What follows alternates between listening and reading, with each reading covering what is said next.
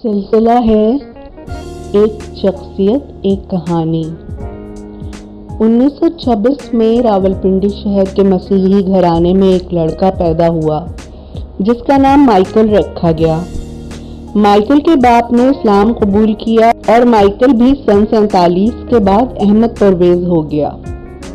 माँ बाप की अलहदगी के बाद उस लड़के का बचपन कॉन्वेंट स्कूलों और बोर्डिंग में गुजरा। माइकल के चचा फिल्मों के बोर्ड्स बनाया करते थे। यहीं से अहमद परवेज की तरबियत की इब्तिदा होती है। अभी पाकिस्तान मारिज़ वजूद में नहीं आया। घरेलू टूट फूट और फिर शायद मुल्क की टूट फूट का असर माइकल की शख्सियत को भी तोड़ता मरोड़ता गया। तो दोस्तों, ये है कहानी पाकिस्तान के लेजेंड मुसव्विर अहमद परवेज की।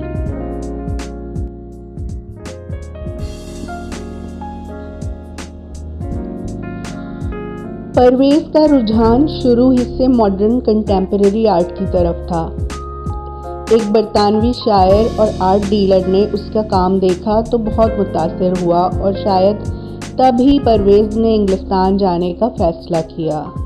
1955 में वो लंदन चले आए।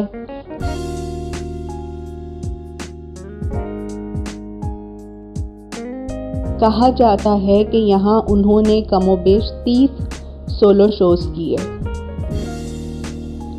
यहीं उन्होंने घर बसाया, घर, बीवी और 4 बच्चे। जिंदगी अब तक बहुत खूबसूरत थी।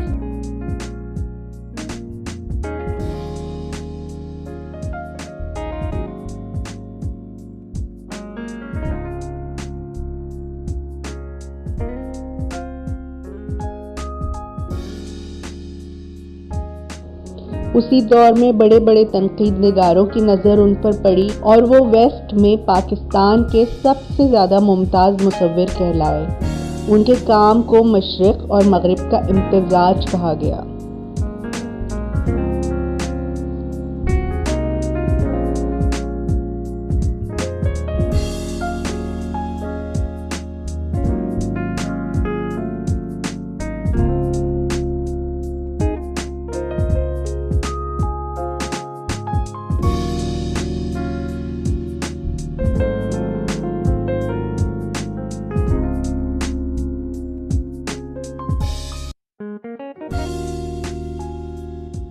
उनकी पेंटिंग्स पर नज़र डालें तो रंगों का आतिशफ़शा नज़र आता है, तवानाई का जवार भाटा। पोस्ट मॉडर्न आर्ट की तहरीक शख्सी आज़ादी की तहरीक थी और वेस्ट में खूब जोर पकड़ रही थी। पॉल क्ले के काम ने जहां और बहुत सौ को मुतासिर किया, अहमद भी उसके असर से ना बच सके। फॉर्म और रंगों में नए नए तजर्बात करते रहे। इस पेंटिंग पर नज़र डालें। दरमियानी हिस्से में एक चेहरा है और ऊपर जैसे हर रंग और शक्ल की नामालूम सोचें, जबकि निचले हिस्से में एक पूरी इंसानी फॉर्म दिखाई देती है। अब आप चाहें तो इसे 1000 माने पहना सकते हैं। उस दौर के खल्फशार में इंसानी सोच और हालात की अबतरी को रंगों, लाइन और डिज़ाइन में समो दिया गया है। कहीं ऑर्गेनिक और इनऑर्गेनिक फॉर्म्स नज़र आएंगी, जैसे बहुत सारा काट कबाड़ संभाले कोई बैठा है। यहाँ देखें, नीचे मटका लिए चूड़ियाँ पहने एक मशरिकी देहाती औरत है और ऊपर वही तरतीबवार बेतरतीबी, ऐसे जैसे किसी ने बहुत सी बेकार अशिया को तरतीब और सलीके से रख दिया हो। यानी उन्होंने बेतरतीबी को एक खूबसूरत शक्ल दे डाली। ये 1964 की लंदन में बनाई गई पेंटिंग है। किसी बच्चे की बनाई गई पेंटिंग लगने वाली इस पेंटिंग में पूरी महारत और तख़य्युल शामिल है। कभी ये आपको इंसानी जिस्म लगेगी, कभी कोई खेल का मैदान और कभी स्विमिंग पूल। जिस हवाले से भी देखें, जिंदगी भरपूर अंदाज में मौजूद नजर आएगी। कहीं लगेगा कि बहुत सारे म्यूजिकल नोट्स कोई नई सिम्फनी बजा रहे हैं। ये तस्वीर 15 अप्रैल 1974 की है और इस पर अहमद परवेज़ की तहरीर मौजूद है। लिखा है हैदर मकसूद अली, ये ब्लैक और वाइट ड्राइंग तुम्हारे लिए बहुत अच्छी साबित होगी और बहुत जल्द मेरे जाने के बाद ये आपके लिए खजाना बन सकती है। इनकी पेंटिंग्स में डिज़ाइन बहुत मजबूत था, रंग बहुत शौक और भरपूर, लेकिन जिंदगी को वो कभी डिज़ाइन ना कर सके। ये फनकार लोग अजीब होते हैं।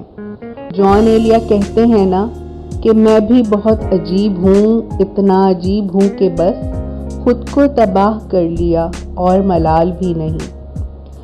तो अहमद परवेज़ ने अपने साथ यही किया। वो मयाना रवि के आदी कहाँ थे?